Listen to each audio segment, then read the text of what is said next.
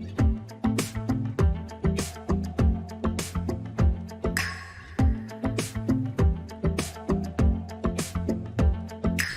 की शुरुआत जो है वो दूसरों से उम्मीद रखकर नहीं होती है। क्रांति की शुरुआत होती है खुद क्रांति बनने से।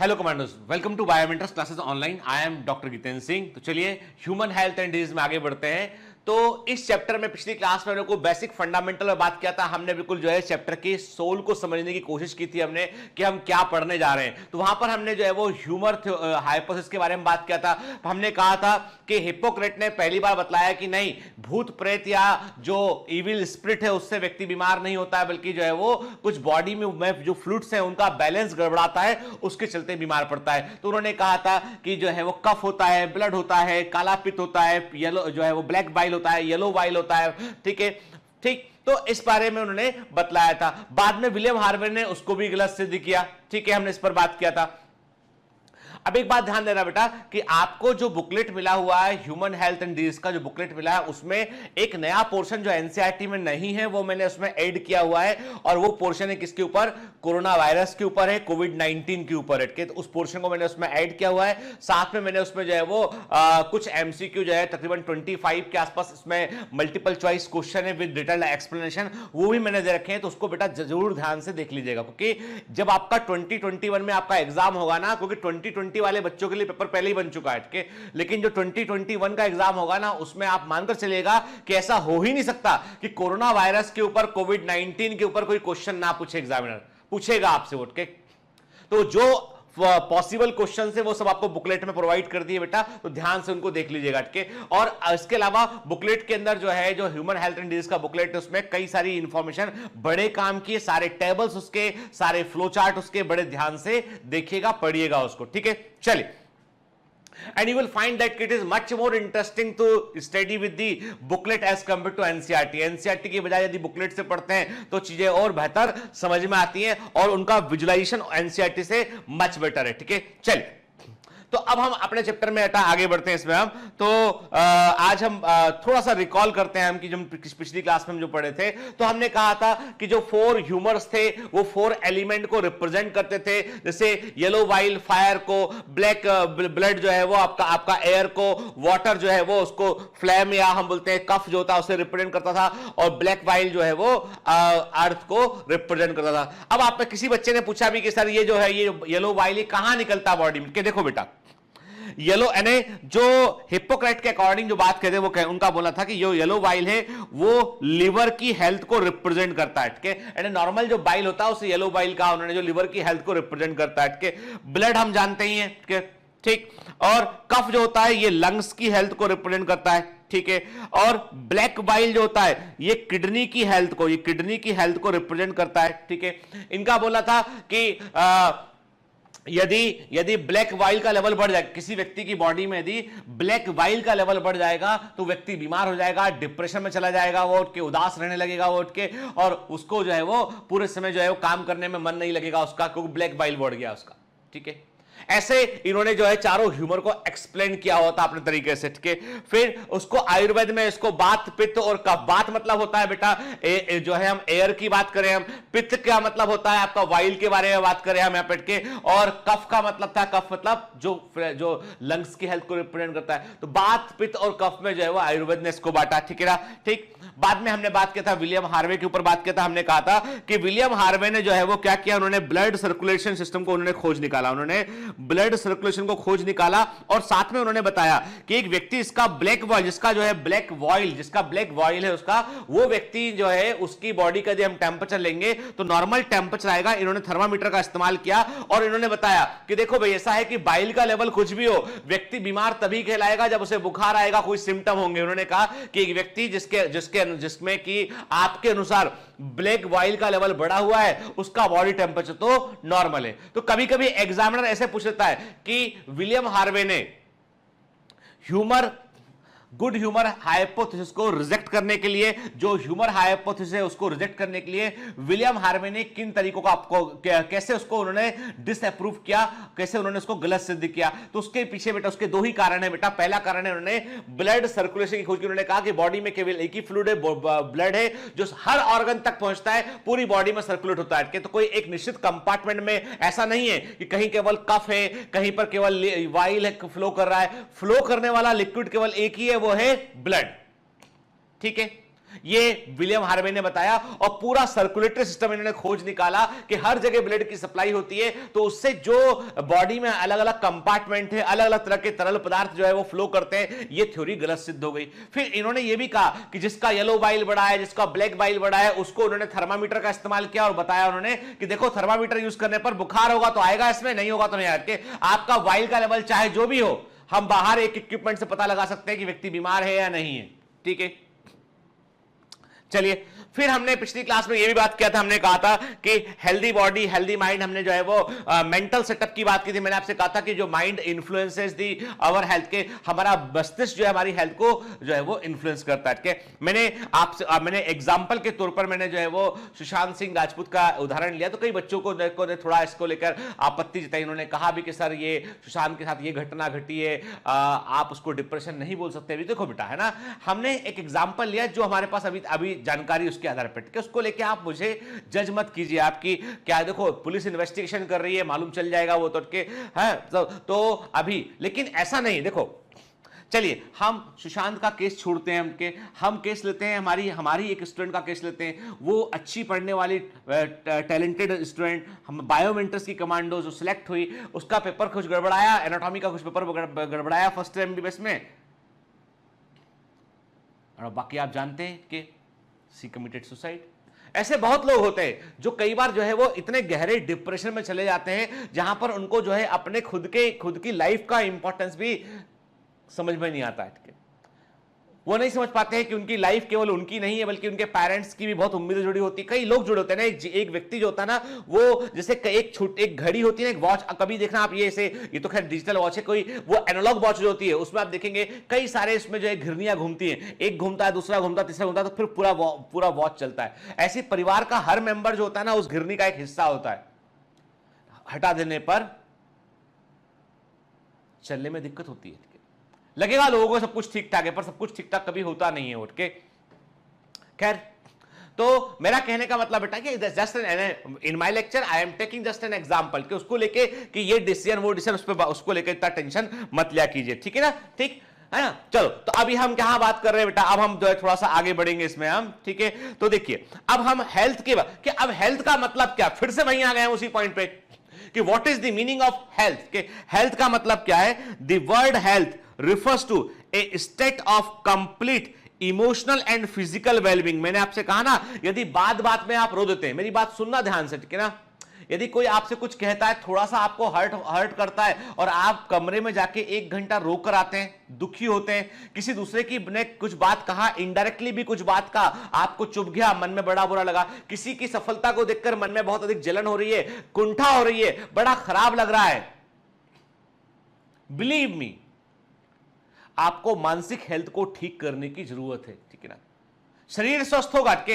हो सकता है कि बॉडी बिल्कुल एकदम फिट हो, लेकिन मस्तिष्क जो है, ब्रेन, वो एकदम फिट रहना चाहिए। और उसके लिए क्या करना चाहिए। अब आप बोलोगे सर मैं क्या करूं इसके लिए। देखो बेटा, नंबर 1, जिंदगी में 2-3 मैं आपको बातें बताऊंगा जो आप गांठ बांध लेना, और ये लेक्चर के दौरान आपको बहुत कुछ सीखने मिलेगा इस चैप्टर के दौरान। पहली बात तो ये है कि एक नियम बना लो जिंदगी में के, आपको बड़ा बनना है, सफल बनना है ना, तो आपका यकीन केवल इस चीज पर होना चाहिए कि हम अपनी लकीर को और बड़ा कर देंगे। दूसरे की लकीर को मिटाने की या दूसरे की लकीर को धीमे करने की जरूरत नहीं है, हमारी लकीर हम और बड़ी कर देंगे। इसलिए हमेशा कोई सफल व्यक्ति से कभी दिल में ईर्ष्या मत रखिए, सफल व्यक्ति से कभी दिल में ईर्ष्या मत रखिए, सफल व्यक्ति से प्रेरणा लीजिए।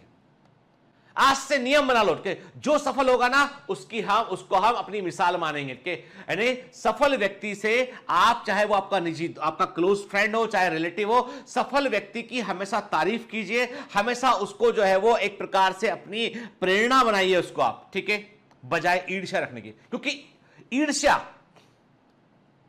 आपके अपने मस्तिष्क को नुकसान पहुंचाएगा। ठीक है, हमारे ब्रेन में वो नेगेटिव स्पेस क्रिएट करेगा। तो ईर्ष्या हमेशा नेगेटिव स्पेस क्रिएट करता है और प्रेरणा हमेशा जो है आगे बढ़ने के लिए हमको मोटिवेट करता है। तो we motivated to get ahead, और आगे जाएंगे। ठीक है, ऐसा जाएंगे कि एक दिन वो हमको अपनी प्रेरणा बनाएगा।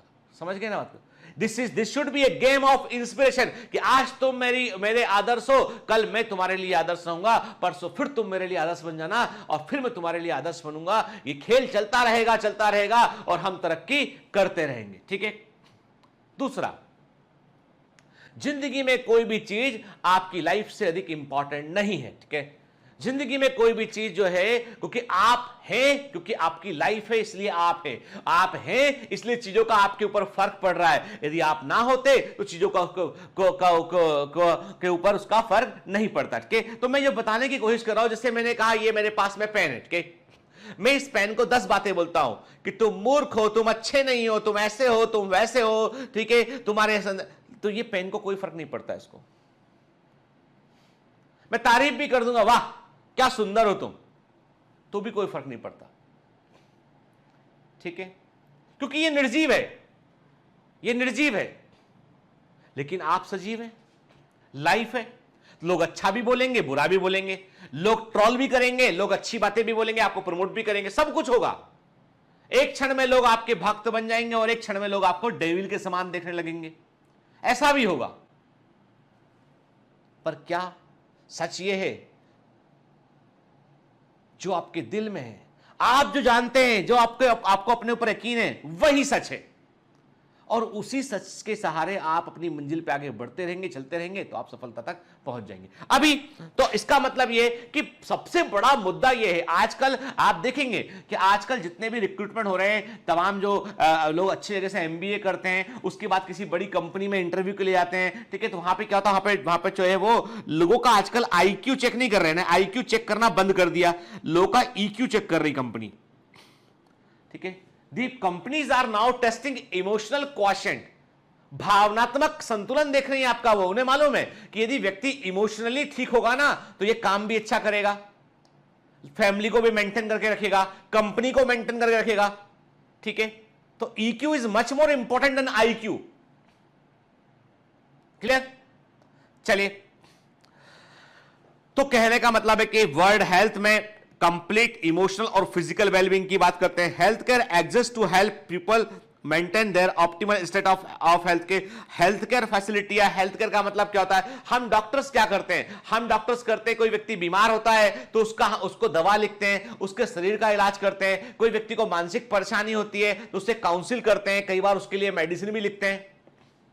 ठीक है, क्योंकि और यही तो हेल्थ केयर फैसिलिटी। अब हेल्थ केयर में भी कई डिवीजन अलग अलग है भाई। साइकेट्रिक वाला डिवीजन अलग है कि जो व्यक्ति कांस्टेंट डिप्रेशन में चल रहा है उसके लिए डॉक्टर अलग होता है, कि फिजिकल प्रॉब्लम है उसके लिए डॉक्टर अलग होता है। ठीक है, physical, mental and social wellbeing and as a resource for living a full life के। तो ध्यान रखिए, मतलब अब हेल्थ जो होता है, जो अच्छा स्वास्थ्य जो होता है ना, वो आपको बेहतर जीवन जीने में भी आपकी हेल्प करता है। कि यदि आप हेल्दी रहेंगे, मेंटली फिट रहेंगे, इमोशनली बैलेंस रहेंगे आप। अब इमोशनली बैलेंस में बात निकल के सामने आती है। मैं जब मैं पीएमटी की तैयारी कर था, उस समय हम लोग उसको पीएमटी बोलते थे। आप लोग नीट का एग्जाम बोलते हो, हमारे समय हम लोग उसको प्री मेडिकल टेस्ट पीएमटी बोला करते थे। पीएमटी होता था और ऑल इंडिया पीएमटी, एक MP PMT, Madhya Pradesh PMT और एक ऑल इंडिया पीएमटी, एएफएमसी और एमएसएस एग्जाम हुआ करते थे। तो मुझे अच्छे से ध्यान है कि जब मैं पीएमटी की तैयारी कर रहा था तो एक लड़का था, पढ़ने में बहुत अच्छा, बहुत बढ़िया पढ़ने में। ठीक है, वो मुझसे सीनियर था, तो वो फर्स्ट ईयर में निकल चुका था, सिलेक्ट हो चुका था। फर्स्ट ईयर एमबीबीएस में वो कॉलेज में पहुंच चुका था। बढ़िया रहे, मैं नाम नहीं लूंगा उसका क्योंकि वो रहा नहीं इस दुनिया में, तो उसका ऐसा पर मैं केवल एग्जांपल ले रहा हूं उसका। तो उसने फर्स्ट ईयर एमबीबीएस में पहुंच गया, जीएमसी भोपाल लिया, है ना। उसे एक बीमारी थी, आप सोचते it is one of the most dangerous disease, बड़ी खतरनाक बीमारी होती है जो कई सारे लोगों की मेंटल हेल्थ पे फर्क डालती है, उनकी फिजिकल हेल्थ पे फर्क डालती है। कई बार व्यक्ति बहुत डिप्रेस रहने लगता है, व्यक्ति खोया खोया रहने लगता है के, और वो बीमारी का नाम है, उससे था प्रेम रोग। ठीक है, समझ रहे हैं, प्रेम रोग था और बहुत ही भयंकर वाला था। और इस बीमारी की सबसे बड़ी समस्या कि यदि एक तरफा हो जाए तो बाबू गया काम से। ठीक है, एक तरफा बीमारी, और बीमारी भी सबसे भयंकर वाली प्रेम रोग। अब वो प्रेम रोग वो भी एक तरफा वाला। सामने वाला व्यक्ति बोला भैया हम तो जो है क्वारंटाइन सेंटर में, हम तो तुमको रिसीव ही नहीं करेंगे, तुम कौन हम नहीं जानते। वो जो माने की बात है भाई, ये बात है ना, आप समझ लीजिए 94 95 की 90s की बात है ये। तब व्हाट्सएप ना ब्लॉक कर दिया, ये सब चीजें नहीं होती थी। ठीक है, ईमेल भी गिरे चुरे लोग कर पाते थे। तो कहने का मतलब यह है कि ये वो दौर था जब स्कूटर से लेकर लोग गलियों के चक्कर काटा करते थे। ये वो दौर था, बहुत शिद्दत से उसने जो है वो, मतलब ये रोग बिल्कुल एक्सट्रीम लेवल पे पहुंच चुका था। लेकिन जो है भाई ऐसा थोड़ी ना होता है कि आप किसी से मैंने आज डिसाइड कर लिया कि आज से जो है मैं ब्रिटनी स्पीयर्स से प्रेम करने लगा हूं। ठीक है, या आज मैंने डिसाइड कर लिया कि आज से मेरा प्रेम जो है वो बड़ा भयंकर वाला प्रेम जो है, आज से जो है वो किसका नाम लूं यार, समझ में नहीं आ रहा, नाम ही नहीं याद आ रहे। प्रेम की बात छोड़ दो, नाम ही याद नहीं आ रहा। चलो तो मैंने कहा चलो फॉर एग्जाम्पल शकीरा, ठीक है, अब पॉप सिंगर है बेटी, मैंने कहा आज से जो है वो बेइंतहा मोहब्बत। तो भैया ऐसा थोड़ी ना होता है। सामने वाली पार्टी को जानती हो तुमको, सामने वाली पार्टी का भी तो कोई विल है कि नहीं है। सामने वाली पार्टी जो है वो, उसकी भी लाइफ का प्रश्न है कि तुमने सोच लिया, अब निकल लिया अमेरिका, चक्कर काट रहे इधर से उधर। ठीक है, बहुत बड़ी हस्ती भाई, है ना। तो कहने, अरे यार तो मैं एग्जांपल दे रहा हूं तो मेरी तरफ भी आ गए सारे के सारे लोग। मेरा कहने का मतलब यह है कि ऐसा उस लेवल का जो है वो था ना। मालूम क्या किया उसने, ही कमिटेड सुसाइड। गया, उससे बोला कि नहीं, यदि तुम नहीं करोगी, नहीं एक्सेप्ट करोगी, आई विल कमिट सुसाइड। उसने जो भी बोला होगा नहीं मालूम, एंड ही लिटरली कूद गया था, जो है वो नदी है बड़ी सी, उसमें कूद गया पुल से, ऊपर ऊंचे पुल से, खत्म हो गया। ना घर वाला दिखा ना परिवार। अरे भाई ये क्या है, ये इमोशनल वेलबींग गड़बड़ा आ गई। कि मतलब ये मैंने कहा ना आपसे कि हेल्थ का मतलब सोशल वेलबींग, इमोशनल रिलेशनशिप के सबके बीच का संबंध के। यदि किसी रिलेशनशिप में आपको इतनी पीड़ा मिल रही है कि आपको लग रहा है कि हमारी जिंदगी की कीमत नहीं है, तो इसका मतलब वो रिलेशनशिप तो बिल्कुल ठीक है ही नहीं है, किसी सूरत में वो ठीक नहीं है। आपको किसी को लगता हो ना कि वो बहुत बढ़िया है, तो ये जिद है, ये आपका क्या बोले उसको हम के जुनून है ये, इसमें कभी खुशी नहीं मिल सकती है। देखो बेटा, मैं कुछ बातें ऐसी बोलूंगा यहाँ पे कि जिन बातों को लेकर है कई लोग को लगेगा सर क्या बता रहे हैं के, एक्चुअली बेटा मैं वही बता रहा हूं जो चैप्टर में लिखा हुआ है के। ठीक है, देखिए अब मतलब फिजिकल, मेंटल, सोशल वेलबींग जो है वो, और इसी, और देखो एक केवल जिंदा रहना जीवन नहीं होता। जीवन होता है कि you should enjoy every moment of the life. क्या, यू शुड मेक हैप्पी। जब जिस व्यक्ति से मिले वो भी खुश फील करे, आप किसी से मिले आप भी को खुशी हो, वही तो लाइफ है। आप कुछ लोग क्या होते हैं, कुछ लोग चलते फिरते डिप्रेशन के वायरस, कुछ लोग ऐसे होते हैं जो डिप्रेशन के वायरस होते हैं, पैकेट ऑफ डिप्रेशन।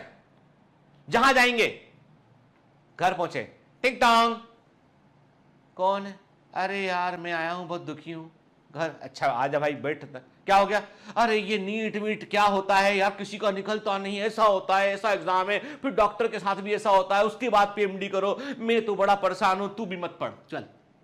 आप अच्छे खासे पेपर लगा रहे थे, उसने जो डिप्रेशन की कहानी सुनाई ना आपने, तो उसने क्या किया अपने आसपास, उसने एक ऑरा बनाया, उसने डिप्रेशन डिप्रेशन डिप्रेशन डिप्रेशन। आपने कहा हाँ भाई कठिन तो होता है। तीसरा आ गया इतने में कोई बाहर से, क्या बात कर रहे तुम दोनों भाई, दुखड़ा रो रहे हैं हम लोग अपना अपना, क्या दुख है, नीट का दुख रो रहे हैं हम लोग, पढ़ना पड़ रहा है, तू भी रो ले जा। तीनों मिलकर रो रहे हैं, नीट नीट बड़ा बड़ा बड़ा। अरे तीन मिलकर पढ़ लेते, फोड़ देते एग्जाम में, लेकिन तीन मिलकर वो गाना गाएंगे, फिजिक्स कठिन होती है, फिजिक्स बहुत कठिन होती है, नहीं बनेगी नहीं बनेगी, बिल्कुल नहीं बनेगी। क्यों नहीं बनेगी, बोला ना नहीं बनेगी, क्यों नहीं बनेगी भाई, अरे बोला तो नहीं बनेगी, तो बस गाते रहो गाना बैठ के, नहीं बनेगी तो नहीं बनेगी, क्या कर सकते हैं उसमें। ठीक है, तो कहने का मतलब यह है कि अब देखो, इसका मतलब हेल्थ का मतलब it refers not only to the absence of disease, मतलब केवल बीमारी का ना होना हेल्थ नहीं है, but the ability to recover and bounce back from illness to and other problem के मतलब ऐसा नहीं है कि केवल यानी बीमार होने पर व्यक्ति जल्दी से ठीक होता हो, वापस नॉर्मल जिंदगी में आता हो, बाकी सारे मेंटल उसकी वेलबिंग हो, सोशल लाइफ उसकी ठीक हो, ये सब चीजें बड़ी इंपॉर्टेंट होती हैं। ठीक, The factors for good health include genetics, environment, relationship and education के ये सब जो है वो गुड हेल्थ के, अच्छी हेल्थ के फैक्टर में आता है के मतलब हम जो है याद रखिएगा कि हमारा जेनेटिक्स भी बड़ा इंपॉर्टेंट रोल प्ले करता है कि हमारा जो है एनवायरमेंट, हमारे रिलेशनशिप, हालांकि जेनेटिक्स हमारे कंट्रोल में नहीं होता है, वो कैसे कंट्रोल में होता है, जैसे लोग क्लोज रिलेटिव में मैरिज नहीं करते हैं क्योंकि उससे रेसिव कैरेक्टर का एक्सपोज होने का खतरा होता है। लोग गोत्र देखते हैं, दूर जो है वो दूर यानी वो कहते हैं कि हम निकट संबंधियों में शादी करेंगे तो रेसिव कैरेक्टर एक्सपोज हो सकते हैं, वो होमोजाइगस कंडीशन में आ सकते हैं जिससे कोई बीमारी प्रकट हो सकती है, जो छिपी हुई है वो बाहर आ सकती है के तो वैसे में क्या होता है, हमेशा दूर डिस्टेंट रिलेशन में जो है वो मैरिज की जाती है। तो ये एक प्रकार से जेनेटिक्स को अपनाना ही हो गया ये। ठीक है, फिर healthful diet, exercise, screening of disease and कॉपिंग disease can all enhance the persons health के सिंपल सी बात है कि भाई एक व्यक्ति को हेल्दी रहना है तो क्या उसे बेहतर भोजन करना चाहिए, उसको उठ के उसे रेगुलर एक्सरसाइज करना चाहिए, उसे बीमारियों के लिए उसके भी स्वास्थ्य खराब हो तो डॉक्टर के पास जाना चाहिए, जांच कराना चाहिए, ब्लड टेस्ट जो टेस्ट जिसके लिए अवेलेबल है डॉक्टर की सलाह से वो इन्वेस्टिगेशन कराना चाहिए। फिर उसके बाद ये कि कुल मिलाकर अपनी हेल्थ को बेहतर करने के उपाय खोजना चाहिए और उसको फॉलो करना चाहिए। ठीक है, अब WHO के अकॉर्डिंग, एज पर WHO जो हेल्थ का मतलब क्या है, ए रिसोर्स फॉर, देखिए क्या बोलता है WHO कहता है कि हेल्थ एक रिसोर्स है। ठीक है, एक संसाधन है ये। ठीक है ना, समझ रहे हैं, जैसे हम कहते हैं ना कि water is a resource, sunlight is a resource के, तो health is a resource for everyday life, not the objective of living. देखिए कितनी अच्छी बात है, जो स्वास्थ्य है वो हमारे हर दिन के जीवन के लिए एक संसाधन है, केवल जीवित रहना नहीं है ये। Health is a positive concept emphasising social and personal resources as well as physical capacities के। स्वास्थ्य का मतलब यह है कि हमारी सामाजिक संसाधन, कि हम लोगों से और लोगों से कैसा इंटरेक्ट करते हैं। मान लीजिए मैं कहता हूं आप हेल्दी हैं, आप स्वस्थ हैं, एकदम फिट हैं, ठीक है, आपको कोई डिप्रेशन में नहीं है, मेंटल भी कंडीशन ठीक है, लेकिन आप लोगों से मिलना ही नहीं चाहते, आप लोगों से इंटरेक्ट ही नहीं करते, आप किसी से बात ही करना नहीं चाहते आप। ठीक है, लोग कहते हैं कि देखो वो तो कमरे में था, किसी से बात भी नहीं करना उसको, तो इससे क्या होता है, सोशल कनेक्शन भी कम। तो वो सोशल कनेक्शन कई बार कहता है जिंदगी में जब कभी जरूरत पड़ती है तो लोग आपको सपोर्ट नहीं करते, जब लोग सपोर्ट नहीं करते हैं तब आपको बुरा लगता है, डिप्रेस होता है व्यक्ति। तो ये भी हेल्थ के एस्पेक्ट में शामिल है कि लोगों से आप इंटरेक्ट कीजिए, लोगों से मिलिए और बड़े प्यार से मिलिए। कोई व्यक्ति आपको लगता है ना किसी व्यक्ति ने गलत बोला है, बुरा किया है, उससे भी प्यार से मिलिए। जब आप प्यार से मिलेंगे सामने वाला आदमी जो है बोलेगा यार हम तो इसके बारे में इतना बुरा बुरा बोलते हैं और ये तो बड़े प्यार से बात करता है। थोड़े समय के बाद वो आपके बारे में गलत बोलना डाइल्यूट कर देगा, कम कर देगा, कुछ समय के बाद वो बंद कर देगा। वो क्योंकि वो क्यों बुरा बोलता है, क्योंकि उसको लगता है आप सुनोगे तो आपको फर्क पड़ेगा, लेकिन आप सुनते नहीं है उसको, आपको फर्क भी नहीं पड़ता है, तो फिर वो ऐसी जगह एनर्जी लगाना बंद कर देता है, बोलता है इसके बारे में कुछ मत बोलो यार, इसको कोई फर्क ही नहीं पड़ता है। आई बात समझ में? इसलिए मेरे प्यारे बच्चों, मेरे प्यारे कमांडोज, तुम्हें कभी लाइफ में कोई कुछ बुरा बोले ना, थैंक यू बोल दो उसको। ठीक है, मन में रखो कि हाँ भाई हमें एक अच्छा करना है, लेकिन उस सामने वाले आदमी को पलटकर बोलने की कोई जरूरत नहीं, क्योंकि आप क्या करते हो, आप बहस करते हो, तुम ऐसे हो, तुम वैसे, तुम वैसे। उसने कहा तुम ऐसे हो, तुम ऐसे, तुम वैसे, दोनों का टाइम बर्बाद। उसने कहा ना आपसे कि तुमने ये किया वो किया, ठीक है कोई बात नहीं, आगे से ध्यान रखेंगे। सामने वाला सोचेगा क्या हो गया इसको एकदम से, अरे व्हाट ही इज एक्सपेक्टिंग, ही और सी इज एक्सपेक्टिंग कि तुम लड़ोगे, लेकिन तुम लड़े ही नहीं, तुमने विकल्प ढूंढ लिया मेंटल पीस का, तुमने कहा नहीं लड़ना हमको, तो बात ही खत्म हो गई। आई बस बेटा के चलिए, तो हमने क्या कहा आपसे कि WHO कहता है कि it's a resource for everyday life, not an objective of living. Health is a positive concept emphasising social and personal resources as well as physical capacities के। This means the health is a resource to support and individuals function in wider society के। तो WHO की definition बोलती है कि एक व्यक्ति का अच्छा स्वास्थ्य पूरे समाज के लिए इंपॉर्टेंट है, के पूरी सोसाइटी, क्योंकि देखो उसका स्वास्थ्य अच्छा रहेगा, वो लोगों से अच्छे से मिलेगा, अच्छे से काम करेगा, इकोनॉमी प्रोग्रेस करेगी। अमेरिका में कभी कोई व्यक्ति, अमेरिका में कोई बीमारी होती है ना, तो मैं तो यूएस में रहा हूं कुछ समय तक, तो मैं जानता हूं कि अमेरिका में बीमारी होती है ना, तो वहां पर वो उसको ऐसे गालते हैं। वो जैसे हम लोग एक कोर्स कर रहे थे, उसमें हमने लो बैक पेन के बारे में, लुम्बिगो के बारे में कोर्स था, पेन मैनेजमेंट का कोर्स था, उसमें उन्हें कहा कि लो बैक पेन का कॉस्ट है इतने $1 मिलियन। मैंने पूछा प्रोफेसर से कि how you calculate the cost of low back pain. उन्होंने कहा doctor, the cost of every disease calculated in terms of dollars, because just due to the illness, the persons skip the office, they don't go to the office, they don't enjoy their normal life, they don't go to outside to spend money, to spend good time with family, and this all is the cost that the company should pay, because company pay for that, their insurance bills, company pay for that the employee, so that ऐसा समझाया उसने, ज्ञान देके मेरे को बड़ा भारी कि मतलब भारत नहीं है, अमेरिका है, भारत में तुम बोलते हैं जाने दो क्या फर्क पड़ता है, कि आज नहीं जाए, अरे बॉस आज का काम कल कर दूंगा। वो कहते ना ना ना, 2 घंटा भी तुम और काम पर नहीं आए हो, 2 घंटे के काम की डॉलर में कीमत है। उसको वो जितने लोग बीमार पड़े हैं पूरे अमेरिका में कैलकुलेट करते, बोलते अरे भैया ये बीमारी को यदि कंट्रोल नहीं किया तो इतने $1 मिलियन का नुकसान हो जाएगा हमारा। पूंजीपति देश है वो फोकस करते हैं इकोनॉमी के ऊपर। तो उन्होंने कहा नहीं भैया पैसा तो रहना चाहिए, तब तो सब कुछ दुनिया पर राज करेंगे हम। ये उनका फंडा है, ठीक है। हमारा फंडा ये है कि मेडिकल लीव 5 है मेरे पास, तो 5 की 5 मैं वसूल करूंगा। हमारा फंडा ये है कि एक भी छुट्टी जाया ना जाए, हर छुट्टी में, और बीच में भी कुछ छुट्टी मारेंगे। ये हमारा फंडा, ठीक है।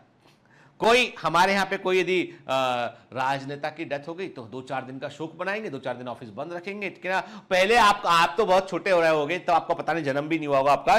तो पहले के जमाने में जब कभी जो है कोई बड़ा पॉलिटिशियन खत्म होता था तो दूरदर्शन था, उसमें दूरदर्शन में 3 दिन तक टुंग टुंग टुंग टुंग वो भगवान सितार, 3 लेडी कौन थी वो है ना, मतलब वो 3 महिलाएं बैठ जाएंगी वो सितार लेके, और टिंग टिंग टिंग, जब भी दूरदर्शन ऑन करो टिंग टिंग टिंग। अरे यार हमने कहा यार कुछ एक देखते थे कार्टून, एक गायब आया देखा करते थे, एक शक्तिमान देखा करते थे, एक देखा करते थे वो क्या बोलते अपना डकटेल्स। अब वो भी बंद हो गया। क्यों भैया? आपको पता होगा इंदिरा गांधी वाला हुआ, बहुत सारे बड़े पॉलिटिशियन थे ना, तो मतलब ये सब समस्याएं थी कि 7 दिन तक राजकीय शोक, दूरदर्शन में टंग टंग टंग करेगा, आप कुछ भी चालू करो, किसी वक्त चालू कर लो आप उसको, वो 3 महिलाएं बैठी मिलेंगी आपको, टिंग टंग टिंग टोंग टिंग, ठीक है। तो वो एक जमाना था, वो अलग तरह का, पूछेगा पापा से, कभी बताएंगे आपको, है ना। तो चलिए, तो अभी हम बात करते हैं यहां पे कि कहने का मतलब यह है कि एक हेल्दी व्यक्ति जो सोसाइटी के लिए एक प्रकार का एसेट होता है, ठीक। आगे बढ़ते हैं फटाफट, है ना। This means the health is a resource to support an individual's function in wider society. A healthful lifestyle provide the means to lead a full life. के most recently researchers have defined health as the ability of a body to adopt the new threats and infirmities। क्या देखिए, आप वैज्ञानिक कहते हैं, आज के research कहते हैं कि भाई हेल्थ का मतलब यह है कि थोड़ा बहुत मौसम बदला तो तुम्हारा विकेट डाउन होना चाहिए, तुम अच्छे से हेल्दी रहना चाहिए। के मतलब जो नए नए खतरे आ रहे हैं, जो वायरसेस इमर्ज कर रहे हैं ग्लोबल वार्मिंग के चलते, लोग कहते हैं, आपको बता दूं हम के मैंने आज के कुछ साल पहले मैंने ऐसे किसी लेक्चर में कहा था कि सबसे बड़ा थ्रेट जो है वो पूरी दुनिया को वायरस से है। एक थ्रेट के बारे में आपको बता रहा हूं मैं, एक बड़ा भारी थ्रेट है, और वो थ्रेट यदि हमने ग्लोबल वार्मिंग को कंट्रोल नहीं किया हमने, और हमने यदि इसी प्रकार से हम चलते रहे ना, जैसे हमने जो है जैसे हमने अपना इन्वायरमेंट को हमने जो है वो डैमेज करना शुरू किया, अमेजॉन के जंगल जलाते चले जा रहे हैं हम, काटते चले जा रहे हैं हमके, अफ्रीकन फॉरेस्ट की चिंता नहीं कर रहे हैं हमके, हम सोच रहे हैं कि लकड़ी का जंगल काट के हम तरक्की कर रहे हैं, तो हम बहुत बड़े मूर्ख हैं हमके। तो हम जो ग्लोबल वार्मिंग को कंट्रोल नहीं कर पा रहे हैं, तो ग्लोबल वार्मिंग से जब जो पोलर आइस पिघलेगा ना, उस पोलर आइस के अंदर कई सारे प्रिमिटिव वायरसेस दफन है। वो आइस जो ध्रुवीय बर्फ है ना बेटा, वो मिलियंस ऑफ ईयर्स पहले की है, वो मिलियंस ऑफ ईयर्स पहले की है, वो उसमें उस जमाने के कई वायरस दफन है उसके अंदर, प्रेजेंट है अंदर, उसके लो निचली सतह पर है, वो फ्रीज हो चुके हैं वो वहां पे। उसमें कोई कई तरह के प्रियॉन्स भी उसके अंदर हैं, जो प्रोटीन होता है, इन्फेक्टिव प्रोटीन होता है, वो भी उसके अंदर है। और वो यदि बाहर से बाहर निकला तो वो किस तरह का होगा, कैसे सोसाइटी को इंपैक्ट करेगा, कैसे ह्यूमन रेस को इंपैक्ट करेगा, हम नहीं जानते। लेकिन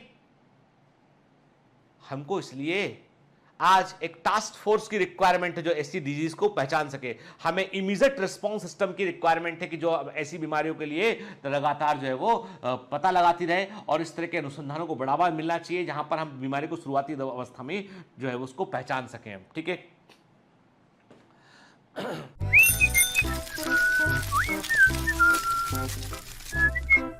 Hi, sorry to disturb you in between lecture, but it's important to inform you.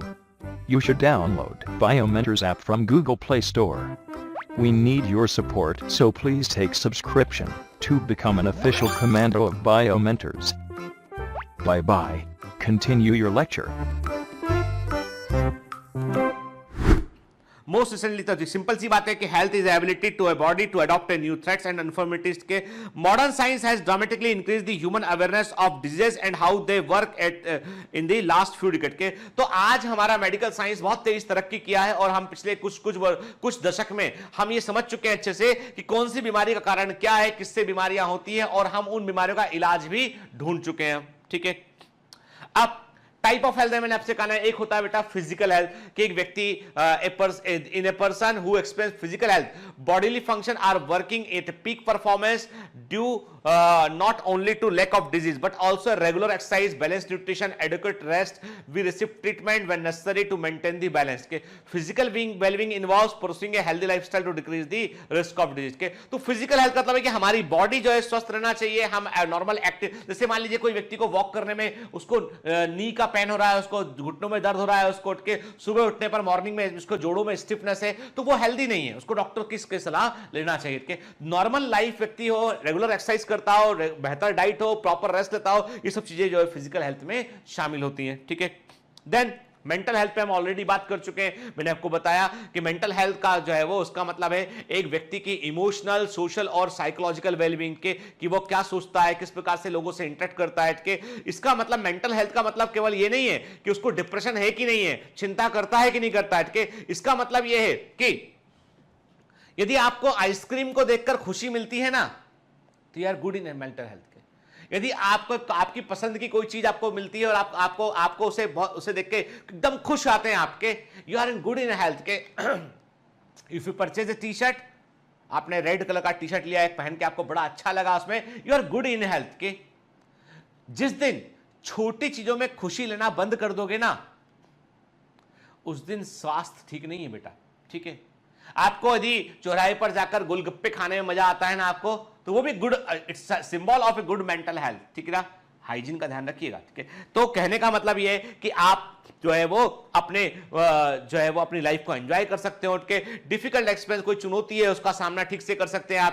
आप जो है वो जो है कुछ आपके मन के अनुसार नहीं हो रहा है, अनसक्सेस को देखो। जो सुशांत सिंह राजपूत की एक मूवी थी, बड़ी अच्छी मूवी थी, छिछोरे।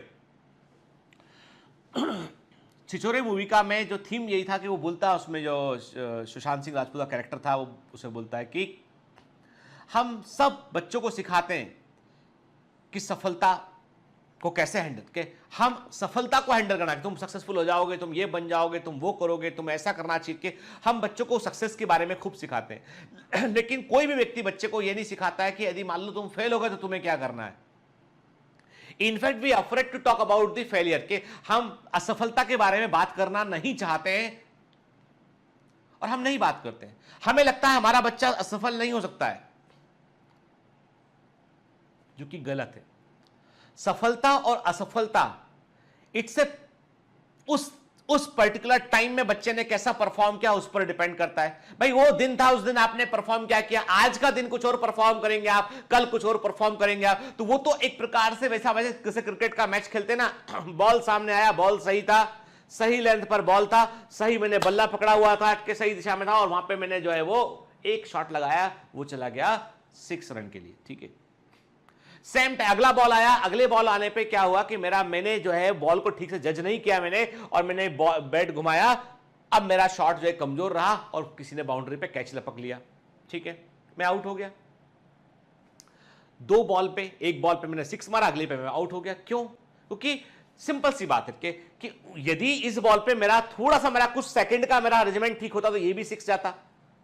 तो जिंदगी ऐसे ही है कि आप एग्जाम देते हैं, आप कई बार तो आपका मौका वक्त के क्या 2 क्वेश्चन थे, 4 क्वेश्चन थे, जो सही होने थे वो आपने गलती से गलत हो गए आपके के, या आप सिली मिस्टेक करके आप आ गए। लाइफ वहां एंड नहीं होती बेटा, ठीक है।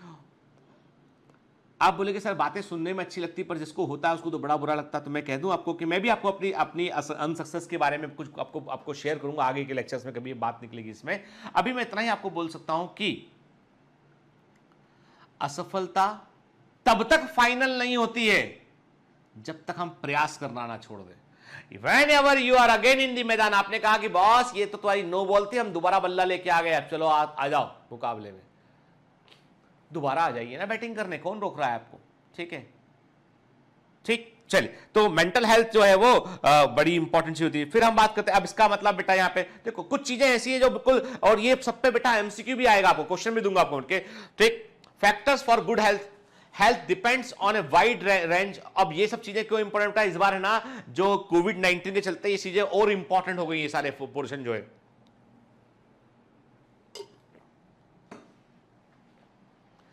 Health depends on a wide range of factors, बड़े फैक्टर पर डिपेंड करती है कि social and economic environment including how wealthy a family और कम्युनिटीज के। सिंपल सी बात है कि एक व्यक्ति, अब कई मैं देखता हूं कि कई लोग बड़े पुअर होते हैं, जैसे कि मैं देखता हूं कि कई विलेज में कभी कैंप लगते हैं, लोग आते हैं वहां पे दिखाने के लिए, तो उनके लिए, जैसे मैं जानता हूं, देखो आपको बता दूं मैं कि मैं एज ए डायबिटोलॉजिस्ट जो है मेरे पास में कई सारी दवाओं की जानकारी है, ठीक है। फॉर एग्जाम्पल मैं कहता हूं कि कोई पेशेंट है, उसको मैंने SGLT2 इनहिबिटर की गोली लिखी उसको मैंने, ठीक है। उस गोली का कॉस्ट है 80 रुपया, एक गोली का कॉस्ट है, ठीक है। मैंने उसको गोली लिखा ग्लिप्टिन, मैंने उसको लिखा गोली लिखा, मैंने सिटाग्लिप्टिन लिखा उसको मैंने, या लीनाग्लिप्टिन लिखा मैंने। एक गोली का कॉस्ट जो है वो 50 से 60 रुपया एक टेबलेट का कॉस्ट है उसका। सुनिएगा बात करके, मैं जानता हूं बहुत अच्छी मेडिसिन है वो। मैंने उसको इंसुलिन लिखा ट्रेसिबा, डेग्लूडेक इंसुलिन लिखा मैंने। डेग्लूडेक इंसुलिन का कॉस्ट जो है वो 1800 रुपए का 2000 रुपए का एक बाइल है उसका, ठीक है। मैंने लिखा उसको, अच्छा है, महीने भर में अब ये महीने भर मेरी दवा खाएगा, तो इमेजिन करते कि मैंने सुबह शाम एक गोली लिखी उसको, तो मैंने कहा कि कितना हो गया ये उसका, 100 रुपए का गोली का हो गया उसका, और बाकी इसके अलावा मैंने फिर जो है कुछ उसको कुछ एसेंशियल विटामिन भी देने पड़ते हैं, तो मैंने कहा कि उसका जो है वो 3000 रुपए महीने तो गोली का हो गया, 500 रुपए विटामिन का कुछ टेबलेट का हो गया, और इंसुलिन का 4000 हो गया उसका, 7500 रुपए महीने का दवा मैं जानता हूं जो बढ़िया दवा है। मैंने गांव के अंदर एक मजदूर व्यक्ति जिसके पास कुछ नहीं है, उसको मैंने वो दवा लिख दिया पर्चे पे। आप बोलोगे सर गलत किया आपने, बिल्कुल बेटा मैंने गलत किया, क्योंकि मैंने उस व्यक्ति की वेशभूषा को नहीं देखा, मैंने उसको देखा नहीं, मैंने उसको पूछा नहीं उसका काम मैंने, और मैंने उसको इतना महंगा दवा लिख दिया मैंने। मैं जानता हूं कि अच्छा दवा है, मैं जानता हूं दवा के साइड इफेक्ट नहीं है इसके, मैं जानता हूं कि दवा इज वेरी वेरी गुड, कि इसकी बीमारी को कंट्रोल कर लेगी ये, लेकिन वो ले ही नहीं पाएगा। अब क्या किया मैंने, सही डॉक्टर क्या करेगा, वो देखेगा, पूछेगा भाई क्या काम करते हो, कहां पर जाते हो, अच्छा ठीक है, फिर लिखा उस मैंने सिंपल सा, मैंने एक सस्ते ब्रांड का मैंने मेटफॉर्मिन लिखा, सस्ता मतलब जिसका जो दवा अच्छी थी पर वो जेनरिक मेडिसिन की कैटेगरी में था। फिर मैंने उसको सस्ता वाला ग्लिप्टिन या सस्ता वाला मैंने उसको ग्लिमिप्राइड लिखा, मैंने कोशिश किया कि इसकी दवा की कीमत 100, 200, 300 रुपए से ऊपर ना रहे महीने। मैंने कहा भाई देखो ऐसा 300 रुपए की दवा है, महीने की ले लोगे ना, इसको कोई दिक्कत तो नहीं होगा, और अस्पताल सरकारी अस्पताल में मिल जाएगी तुमको ये। जी साहब मैं ले लूंगा, ठीक है। अब क्या किया मैंने उसको जो दवा दिया वो दवा ऐसा दिया मैंने कि वो खाए उसको, तो वो 300 रुपए कहीं ना कहीं से वो 1-2 दिन की अपनी सैलरी बचाता है, अपनी इनकम मजदूरी बचाता है, और अपनी मां के लिए या खुद के लिए वो दवा ले आता है, ठीक है ना, जस्टिफाइबल है ना बेटा, ठीक है। तो जो है मतलब ये कि जो इकोनॉमिक सोशल और इकोनॉमिक इन्वायरमेंट है, ये भी बड़ा इंपॉर्टेंट रोल प्ले करता है कि किस तरह का ट्रीटमेंट व्यक्ति ले सकता है, किस तरह का ट्रीटमेंट व्यक्ति नहीं ले सकता है। कि फिर फिजिकल एनवायरनमेंट की बात करें, जैसे हम देखते हैं कि मच्छर मॉस्किटोज, किसी मान लो यहां मार्सी से मेरा जो ऑफिस है वो है बांद्रा कुर्ला कॉम्प्लेक्स है, BKC मेरा ऑफिस है, ठीक है। और वहां पे क्या, वहां पे चूंकि मार्शी एरिया था, लैंड को रिक्लेम किया गया। पता है आपको, बीकेसी में जो है वो समुद्र के ऊपर जमीन को बनाया गया है और उसको रिक्लेम करके उन्होंने वहां पे काफी हिस्सा बीकेसी का ऐसा है। तो मार्शी एरिया है बेसिकली वो, तो वहां पर मच्छर बहुत सारे, वहां पे मीठी नदी एक निकलती है, उसमें काफी सारे मैंग्रोव लगे हुए हैं, तो मॉस्किटो बड़े बड़े साइज के मॉस्किटोज हैं। तो हम लोग क्या करते हैं, हमारी पूरी बिल्डिंग तो कांच की बिल्डिंग होती है, तो उसमें तो अंदर मच्छर आते नहीं है उसमें के। और फिर अब हमारी जो कार होती है, उस कार में आपको जान के आश्चर्य होगा, मेरी कार के अंदर जो है ऑल आउट लगा हुआ है, वो जो एक बकायदा होता है जो जो अपन चार्जिंग के लिए प्लग लगाते हैं ना गाड़ी में के, वहां पर जो है वो एक पोर्टेबल जो है वो इन्वर्टर लगा हुआ है, उस इन्वर्टर पे ऑल आउट लगा होता है उसके अंदर। ड्राइवर को बोला हुआ है कि भाई मेरे आने के पहले 15 मिनट पहले तुम ये गाड़ी में ऑल आउट वगैरह ऑन करके मच्छर हटा लिया करो, क्योंकि मैं बैठ नहीं पाता हूं, मच्छर काटते हैं। ठीक है, तो लेकिन जहां मैं रहता हूं वहां पर नहीं है मॉस्किटोस। ये समुद्र का हिस्सा है, आइलैंड है, यहां पे तेज हवा चलती है, तो मॉस्किटोस पनप नहीं पाते यहां पे। तो ये तो जगह का फर्क आ गया, मैं अकेला महसूस कर सकता हूं। ठीक है, तो जी सिंपल सी बात है, जैसे आप जब कभी आप ब्राजील जाएंगे ना आप, ठीक है, आपको येलो फीवर का वैक्सीन लगाने को बोलेंगे तुम यू कैन नॉट लैंड। आपको ब्राजील एयरपोर्ट पे उतरते साथ आपको दिखाना पड़ेगा येलो फीवर वैक्सीन सर्टिफिकेट सरकारी अस्पताल का दिखाएंगे आप, तो आप अंदर जा पाएंगे, नहीं तो बाहर वापस डिपोर्ट हो जाओ। वैक्सीन जरूरी है, येलो फीवर का वैक्सीन कंपलसरी है कई कंट्री में कि वो आपसे जब ऐसे आप मान लीजिए आप न्यूजीलैंड जाते हैं, तो वो आपसे क्या पूछते हैं आपके फॉर्म में, न्यूजीलैंड के वीजा हो, आपका वैक्सीन हिस्ट्री, प्रॉपर वैक्सीनेशन हुआ है कि नहीं हुआ आपके, जाने के पहले फ्लू वैक्सीन लगवा लें, ये लगवा लें, वो लगवा लें, आपके रिकमेंडेशन होते हैं बाकायदा।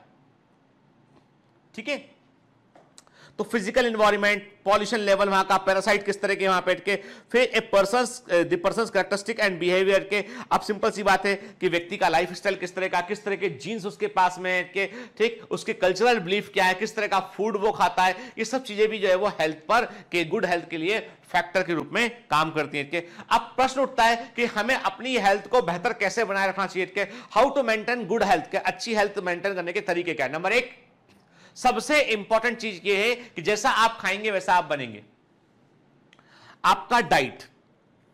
ठीक है, जापान में जो है वो एक कॉन्सेप्ट है कि जापान में एक कॉन्सेप्ट है ईट द रेनबो, इंद्रधनुष को खा लो। कहने का मतलब है कि आपकी प्लेट में 7 रंग की सब्जियां होना चाहिए, रॉ वेजिटेबल आपकी प्लेट में। आप बोलोगे 7 रंग कहां से लाएंगे सर, मैंने कहा ना बेटा, गाजर एक हो गया आपका, ठीक है, आपका ऑनियन हो गया आपका, कि आपका जो है वो, इसके अलावा हम कहते हैं कि आपका जो चुकंदर हो गया वो हो गया, टमाटर हो गया, 7 डिफरेंट, केबेज हो गया आपका। तो ऐसे अलग अलग कलर्स की जो है वो उनकी जो प्लेट लगती है, जापानीज लोग खाते हैं ना, तो बेसिकली सैलेड या रॉ फूड अधिक खाते हैं उनके, और इसलिए जापानीज की हेल्थ अच्छी रहती है, अधिक लंबा जीते हैं, उन्हें कॉम्प्लिकेशन कम से कम रहते हैं। Health is a very important, यहां पे डाइट, हेल्थ के लिए डाइट एक बड़ा इंपॉर्टेंट फैक्टर है। फिर पर्सनल हाइजीन की बात करें हम, तो हम जैसे क्या होता है कि मैंने क्या देखा, पर्सनल हाइजीन को लेके हम इंडियंस बहुत ही ज्यादा कैजुअल हैं, और कभी किसी जगह आप स्ट्रीट फूड वेंडर के पास जाएंगे ना, तो क्या करेंगे, वो बना रहा है, आपने बोला कि भैया समोसा देना, अपना हाथ डाला, 2 समोसे उठाए, प्लेट में रखे और आपको दे दिया। अब वो उसी हाथ से पहले, थोड़ी देर पहले वो इसको पकड़ रहा था, उसको ग्लास साफ करके दिया, उसने ये किया वो करके। तो स्ट्रीट वेंडर हमारे यहाँ पे जो है वो केयरफुल ही नहीं, वो फूड को टच ऐसे करते हैं जैसे कि उनके हाथ जो है वो एकदम पवित्र है, कुछ है ही नहीं उसके अंदर। वो जो पानीपुरी वाला है ना, वो अपना हाथ पूरा अंदर डाल के टंग करके लेके आता है, ठीक है, बोलता है ये देखो पानीपुरी है और इसके अंदर मैंने आलू डाला है, इसके अंदर आप देखो उसमें जो है वो, इसमें जो है सल्फ्यूरिक एसिड भर के रखा हुआ है मैंने, खट्टा खट्टा, तुम लोगों को लग रहा है नींबू पानी है, ये सब है, मैंने इसमें एसिड भी मिलाया हुआ है, अब देखो तुम्हें टार्ट्रिक एसिड, सल्फ्यूरिक एसिड उसके अंदर के, अब मैं इसमें मिलाऊंगा अपने हाथ के बैक्टीरिया, टिंग, ये खा लो तुम, इसमें बढ़िया वाले बैक्टीरिया हैं, स्वाद तो बैक्टीरिया का ही आएगा, मिर्ची का आए चाहे ना आए। बोल दो उसको भाई साहब सफाई से ये क्या है, कहीं और खा लो भैया, एटीट्यूड भी है। लेकिन आप जैसे ही भारत से अब आप बोलेंगे मैं बुराई नहीं कर रहा बेटा, मैं बोल रहा हूं सीखना चाहिए हमको के। आप जाइए मलेशिया, दुबई, ठीक है, इवन नेबरिंग कंट्री थाईलैंड की बात करें हम, ठीक, चाइना की बात करें हम, यूएस यूरोप तो छोड़ दो आप, वो तो बहुत एशिया की बात कर रहा हूं मैं बीच के, स्ट्रीट फूड वेंडर, जैसे मैंने देखा कि जैसे कभी जो ऐसे हम लोग कई बार जो हमारी कई सारी कॉन्फ्रेंसेस जो होती है बैंकॉक में होती है, कहीं हमारी जो है वो कोलालमपुर में होती है, तो कहीं जाते हैं आप तो आप उनसे बोलते हैं कि आपने जैसे देखा कि वहाँ पे क्या है, बड़े अच्छे अमरूद मिलते हैं वहाँ पे कई बार के, तो आपने फ्रूट बोला तो वो क्या करेगा, सबसे पहले वो ग्लव्स पहनेगा, प्लास्टिक के ग्लव्स पहनेगा, ठीक है, फ्रूट को लेगा, उसके बाद फ्रूट को उठाएगा, वॉश करेगा उसको प्रॉपरली, उठ के ओजोन वाला वो उसमें डालेगा, वॉश करेगा, फिर उसको प्रॉपरली काटेगा, काटने के बाद प्रॉपर सर्व करके आपको देगा उठ के, और वो भी टूथपिक लगा के देगा कि ताकि आप भी हाथ ना लगाएं खाने के दौरान, टूथपिक लगा के देगा बाकायदा उसमें, ठीक है, लकड़ी की जिससे आप उसको लेके खा सके, या एक डिस्पोजेबल फॉर्क देगा आपको। इतना हाइजीन लेवल जो है वो मेंटेन रखता है एक आम स्ट्रीट फूड वेंडर, उसको पता है। अमेरिका में यदि रेस्टोरेंट में गड़बड़ पाया गया, यदि फूड पॉइजनिंग किसी रेस्टोरेंट में फूड खाने पर हो गया, तो उसका लाइसेंस इमीडिएटली जो है वो निरस्त होता है। अमेरिकन जो है आपको बता दो बल्कि उनके वो इतने कॉन्शियस है इसको लेके, फूड को लेके, कि वहां पे फूड को लेके बड़े सख्त नियम बने हुए हैं। हम भी यदि सारे लोग स्ट्रीट फूड वेंडर से बोलेंगे भैया तुम मजबूरी में हम तो पास आते हैं खाने के लिए, तुम सफाई रखा करो उठ के, तुम ये ढक के रखो, मक्खियां नहीं आना चाहिए यहाँ पे, इसका उपाय करो उठ के, तुम अपने हाथ धो, ग्लव्स पहन के ले दो उठ के। मेरी वाइफ भोपाल में जब थी तो वहां पे एक बड़ी अच्छी दुकान थी है ना भोपाल में मिठाई की, 56 भोग कुछ नाम रहा होगा उसका, ठीक है। तो कई बार 2-3 बार वो गई यहाँ पे, कभी गाड़ी से आते उन्होंने कहा चलो उसके जलेबी अच्छी मिला करती थी लेने के लिए, गाड़ी उससे बोला भैया जलेबी देना, वो अपना उठाया, पहले कुछ अपना सर खुजा रहे थे, वो जलेबी उठा के रखना शुरू कर दी, भरना, तुलवाया, पैसे दिए उसको, कितने, नहीं भैया नहीं चाहिए ना, उसने कहा नहीं मैडम तुल गया, ये पैसे लो, जा रहे हैं खुद ही खा लेना। 1-2 बार वो गई, 1-2 बार ऐसे ही घिसता, तो उसने समझाया भी उसको कि ऐसे कैसे करते हो, ठीक है। अब वो क्या होता है, वो कई लोग होते हैं ना अड़ीबाज के, हम तो बिल्कुल साफ है भैया हम तो उठ के, तो बोलता था कि ये लेडी आएगी उसको जलेबी कुछ नहीं होती, जलेबी ये तो मतलब ऐसी आके तलवाएगी, पैसा देके चली जाएगी, ये हालत थी। वो बड़ी फेमस दुकान थी, मैं भारती बोलता तुम हर बार कहाँ वहां पहुंच जाती हो भाई, बोला मुझुस्ती की शायद अब अकल आ गई हो उसको। फिर वहां पे एक दूसरी शॉप भी थी, गागर करके बड़ा स्वीट का था, वो बड़ा अच्छा था, मतलब वो बड़ा हाइजीनिक तरीके से रखा करता था चीज़ों को उठ के। तो फिर हम लोगों ने डिस्कवर किया ये अच्छी शॉप है, यहाँ से लेके आते हैं, ये आदमी ग्लव्स इस्तेमाल करता है सब। तो क्या होता है जैसे से हम अवेयर होने लगते हैं ना, हम लोगों को भी अवेयर करते हैं। तो मैं कहता हूं आपसे, वो आदमी थोड़ा समय बाद उसको समझ में आया होगा बात को, और उसने भी यूज करना शुरू किया होगा, करना चाहिए, ठीक है। तो अभी हम कहां बात करते हैं, हम बात करते हैं पे कि पर्सनल हाइजीन इंपॉर्टेंट चीज के, फिर regular exercise and personal hygiene में हमारी खुद की शरीर की साफ सफाई इंपॉर्टेंट है के, ठीक है। रेगुलर आप वो साफ कपड़े पहनना वो भी इसके अंदर शामिल है के, ठीक। अपने आप को जो है फिजिकली क्लीन रखना वो इसके अंदर शामिल है। फिर regular exercise and managing stress को मैनेज करना के, वैक्सीनेशन हमारे के जो टाइम पर लगना चाहिए बच्चों को, बीमार पड़ने पर जांच कराना, इन्वेस्टिगेशन करना के, फिर मच्छर आसपास ना पनपे, मक्खियां आसपास ना रहे उसकी व्यवस्था करना, कचरे को खुले में ना फेंकना, फूड और वाटर की क्वालिटी को लेकर कोई समझौता नहीं करना के। मैं कहता हूं आपसे बेटा कि आपको कभी एक नियम बना लेंगे ना आप कि आप पानी एकदम सोचे होटल में खुला हुआ पानी नहीं पीएंगे, आप केवल पानी को लेके सावधानी बरतेंगे ना, तो 90% बीमारियां जो है जो इसके थ्रू फैलती है ना, फूड वाटर, वो वाटर बॉर्न होती है, तो आप कई बीमारियों से बच जाएंगे।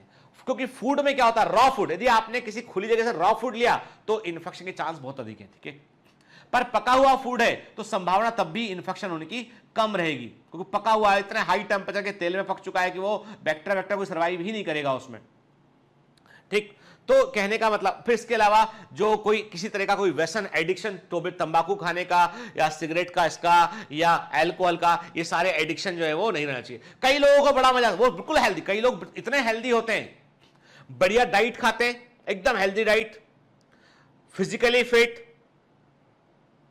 ठीक है, कोई टेंशन वेंशन नहीं लेने का।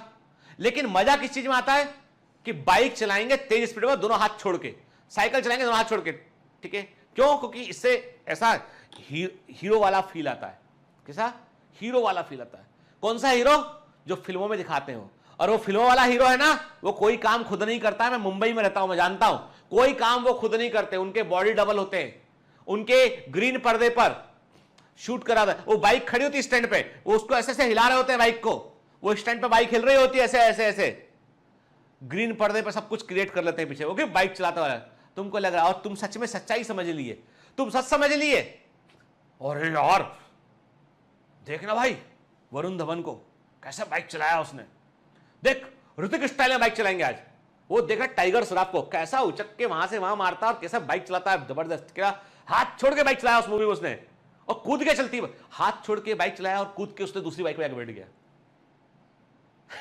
तो ये जो पागलपन है ना, ये बड़ा, तो कई लोग क्या करते हैं वो कि वो ऐसे एडवेंचर सीकर होते हैं कि पहाड़ की क्लिप पे चढ़ना है अपने को, तो वो भी क्या है अपनी खुद की सेफ्टी का ध्यान ना रखना, वो भी हेल्थ के लिए बड़ा खतरा होता है। ठीक है, तो ये सारे ने ये सब के सब चले। गुड हेल्थ को मेंटेन करने का मतलब ये है कि आपके डाइट बेहतर होना चाहिए, पर्सनल हाइजीन का ध्यान रखें, रेगुलर एक्सरसाइज करें, स्ट्रेस को मैनेज करें, आपके वैक्सीनेशन का ध्यान रखें, वेक्टर्स को कंट्रोल में रखें, आपके वेस्ट का प्रॉपर डिस्पोजल करें, फूड और वाटर की क्वालिटी को लेकर कोई समझौता ना करें, अपनी सेफ्टी का ध्यान रखें, आप किसी भी तरह के एडिक्शन से आप दूर रहें। ठीक है, and what are the benefits of good health के, तो मैंने कहा ना आपसे कि एक देश के पॉइंट ऑफ व्यू से देखोगे, एक कंट्री के पॉइंट ऑफ व्यू से देखोगे तो आप पाओगे कि गुड हेल्थ के बहुत सारे बेनिफिट हैं कि जो है इससे जितने अधिक लोग हेल्दी होंगे आपके पॉपुलेशन में, उतना अधिक लोग काम कर पाएंगे, अपना कंट्रीब्यूशन दे पाएंगे और उतना अधिक जो है वो काम की इफिशियंसी बढ़ेगी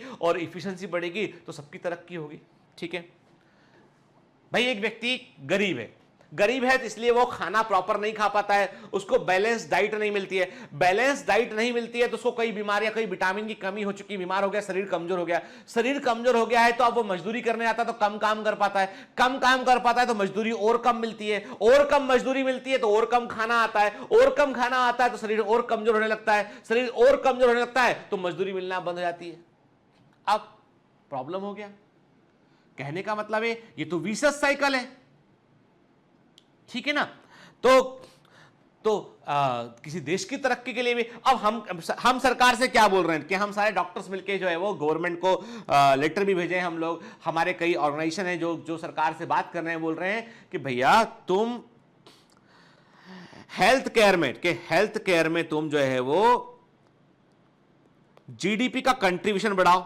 ठीक है, हेल्थ केयर में तुम जीडीपी का कम से कम 10% खर्च करो, गली गली मोहल्ले में बढ़िया अस्पताल, एकदम बेहतरीन क्लिनिक जहां पे पूरी फैसिलिटी हो वो होना चाहिए, डॉक्टर्स का प्रॉपर जो है वो डॉक्टर्स को प्रॉपर फैसिलिटी मिलना चाहिए, ताकि डॉक्टर्स के पास फैसिलिटी नहीं होती है, वो काम नहीं कर पाते हैं सरकारी सेटअप में, इसलिए पेशेंट गुस्सा होता है, इसलिए पेशेंट डॉक्टर कन्फ्लिक्ट होते हैं, और डॉक्टर जो है वो भी तो इंसान है, मजबूर है, वो जो होगा वो तो देगा ना, कहां वो खुद चिढ़ जाता है, वो कहता है कि मैं एक डॉक्टर, यहाँ पे 500 मरीज हैं, मेरे पास देने को दवाएं 4 गिनती की हैं और वो आधी दवाएं उसमें से काम नहीं करती हैं, तो ड्रग की क्वालिटी को लेकर काम किया जाए। ठीक है, प्रॉपर जो है वो फैसिलिटी डॉक्टर, जहां पे जितने डॉक्टर की रिक्वायरमेंट होते हैं वहां प्रोवाइड की जाए, सब कुछ ठीक ठाक रखा जाए, तो क्यों भाई, पेशेंट भी पागल थोड़ी ना है, ना डॉक्टर पागल है, ये व्यवस्था पता नहीं कैसी है।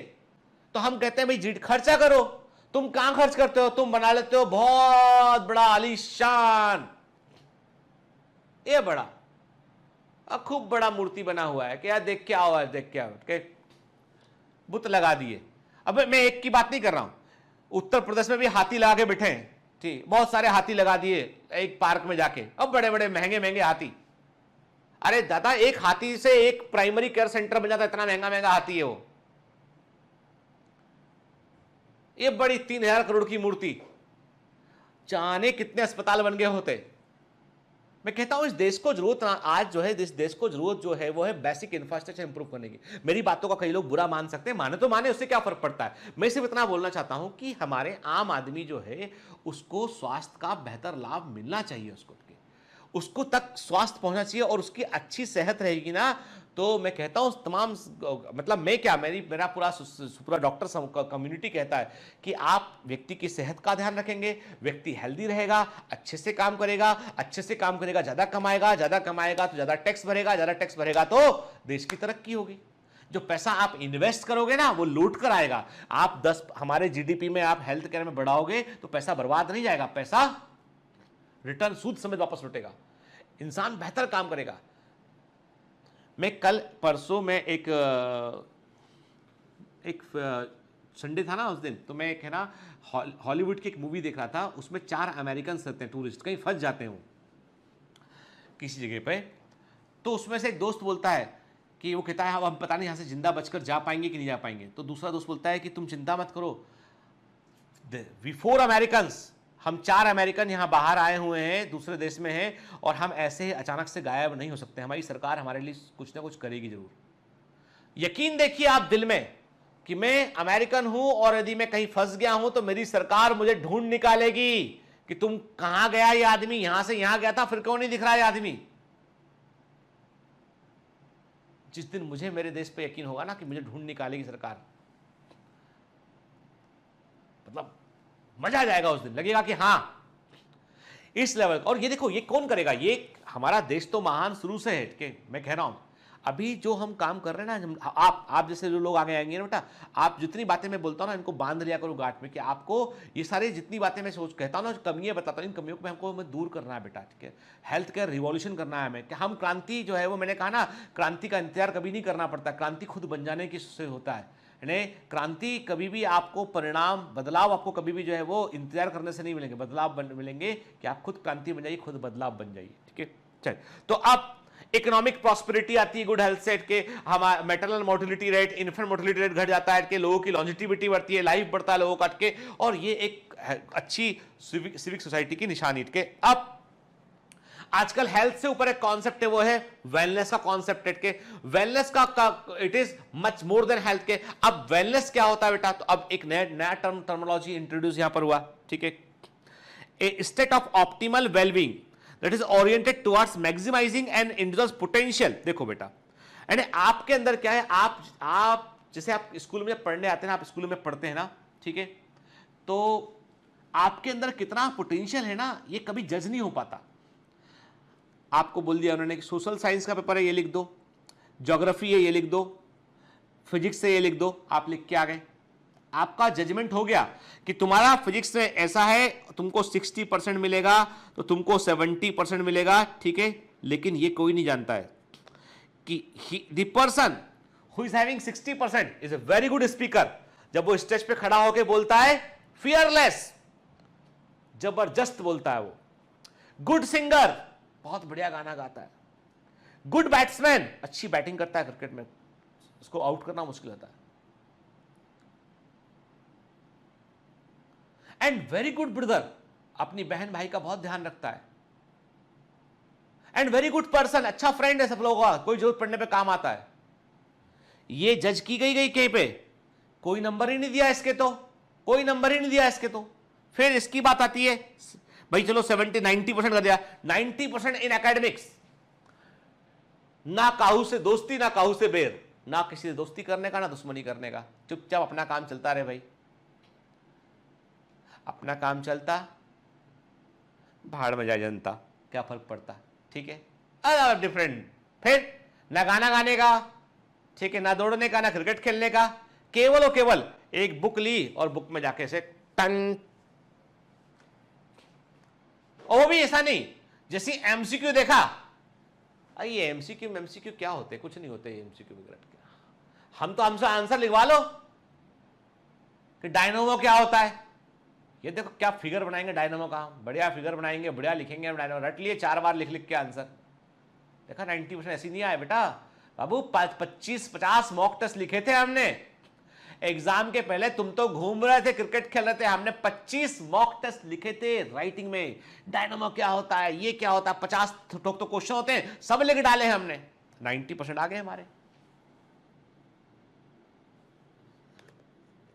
अब आप बताओ इसमें वर्डिक्ट, होशियार कौन, नहीं जानता कोई इस बारे में, आप भी कंफ्यूज हो गए, आपने कहा कि सर बताना क्या चाह रहे हैं, मैं बताना चाह रहा हूं कि एक व्यक्ति को जो नीट का एग्जाम है ना, वो आपके पूरे, आपको क्या चेक कर रहा है, वो आपकी परसिस्टेंस, कंसिस्टेंसी, आपका बैलेंस, ब्रेन, लर्निंग, मेमोराइज, सब चीजें चेक कर रहा है आपका, के तो आप इसको महज एग्जाम मत समझिए, इसलिए तो बोर्ड से नहीं ले रहे हैं मेडिकल में एडमिशन के, वो कहते हैं कि आपको ये टफ परीक्षण से गुजरना ही पड़ेगा, आपको आईएएस के एग्जाम में और ज्यादा चीजें चेक करते हैं वो लोग, ठीक है।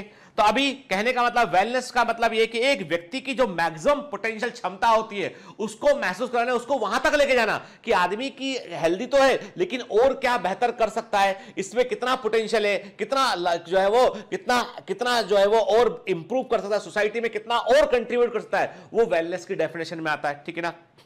This is a lifelong process of moving towards enhancing your physical, intellectual, emotional, social, spiritual and environmental well-being के। आपको पता है, यदि आप मुझसे पूछेंगे कि सर आपका देखो बेटा इस चैप्टर में मैं आपको बातें भी करूंगा, बताऊंगा भी बहुत चीजें आपको मैं, क्योंकि चैप्टर थोड़ा डिफरेंट टाइप का है ना, तो इसको लेके ना मतलब ऐसा फील मत करना कि सर समय खराब कर रहे हैं, क्योंकि मैं आपका टाइम खराब नहीं कर रहा हूं, मैं इस चैप्टर को ही पढ़ा रहा हूं, ठीक, मैं वही समझा रहा हूं जो लिखा हुआ है उसको। तो यदि आप मुझसे पूछेंगे सर आपका रूटीन क्या है, तो मैं मॉर्निंग में मैं 4 बजकर जो है वो मेरा अलार्म लगता है, मैं जनरली अलार्म के बजने के मैं 2 मिनट पहले उठता हूं। मैं रोज अपने सेल फोन का, मोबाइल फोन का अलार्म जो है वो खुद से बजे बगैर ऑफ करता हूं। 4:30 का मैं अलार्म लगाता हूं, मेरा ब्रेन ऑटोमेटिकली ट्यून हो चुका है, वो 4:25 पर मेरे को 4:28 पर उठा देता है, ठीक है, अपने आप से मेरी नींद खुल जाती है, मैं कभी भी सोऊं। अब उठने के बाद क्या होता है, उठा, मैं उठ के फ्रेश हुआ, अपने खुद के लिए सुबह सुबह कोई सब सो रहा होता है, मैं अपने लिए चाय वाय बनाता हूं उठ के, और अब तकरीबन जो है वो 20-25 मिनट निकल चुका होता है और तकरीबन जो है वो 5 बजे के आसपास का समय होता है। देन मैं रोज के मुझे काम क्या करने हैं, क्या मेरा आज का शेड्यूल है पूरा, मैं डायरी चेक करता हूं, एक बार उसमें मैनेज करता हूं मुझे क्या करना है। 15 मिनट मैं उसमें 5 से 5:15 तक वो करता हूं। फिर 5:15 पे मैं मेरा अभी पहले बाहर वॉक करने जाता था, पहले मैं जिम भी जाया करता था, अब मैं क्या करता हूं, अब मेरे पास ना तो जिम है एक्सेस करने को कोरोना के चलते, ना मैं बाहर वॉक कर सकता हूं, तो मैं छत पर अपनी जाता हूं, जहां पर मैं कई बार आप लोगों के लिए जो है वो ब्लॉग्स, छोटे पर्सनल ब्लॉग भी बनाने लगा हूं, क्योंकि मैं सोचता हूं अकेला मैं वॉक कर रहा हूं, बोरियत लगती तो आपसे बात कर लेता हूं मैं 2 मिनट के लेट के। तो जो है मैं मॉर्निंग वॉक के, तो मैं रोज कम से कम 4 से 5 किलोमीटर का मैं वॉक करता हूं।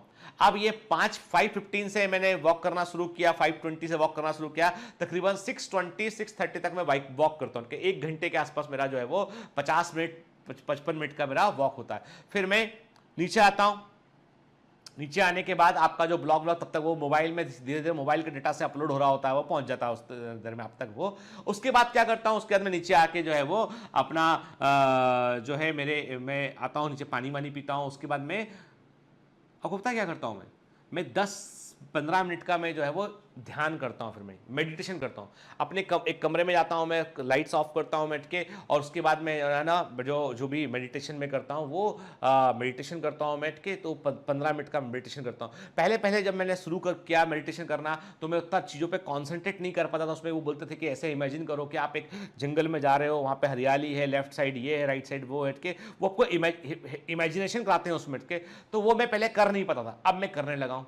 अब वो बोलते हैं कैसा हो रहा, तो मुझे वैसा दिखाई पड़ता है इस दौरान के। धीमे धीमे अब मेरा मन शांत होते थे, अब मैं अपने मन को कंट्रोल में कर पाता हूं। उस दौरान मैं कुछ और नहीं सोच रहा होता हूं, प्रैक्टिस से हुआ।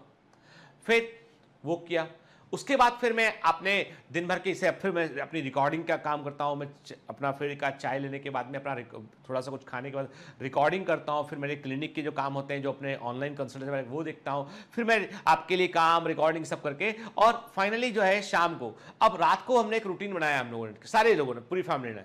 रात को रोज हम लोग जो है, पहले हम लोग बुक पढ़ा करते थे, आजकल हम लोगों ने क्या क्या नए कुछ ऐप आ गए हैं, ऑडिबल के समान कुछ ऐप है जहाँ पे कि आप बुक को सुन सकते हैं आप, ठीक है। तो आजकल हम रोज हम लोग जो है वो आधा घंटा बेड पे पहुंचते हैं, आधा घंटा हम लोग जो है वो रोज बुक को जो है वो सुनते हैं, एक बुक, ठीक है।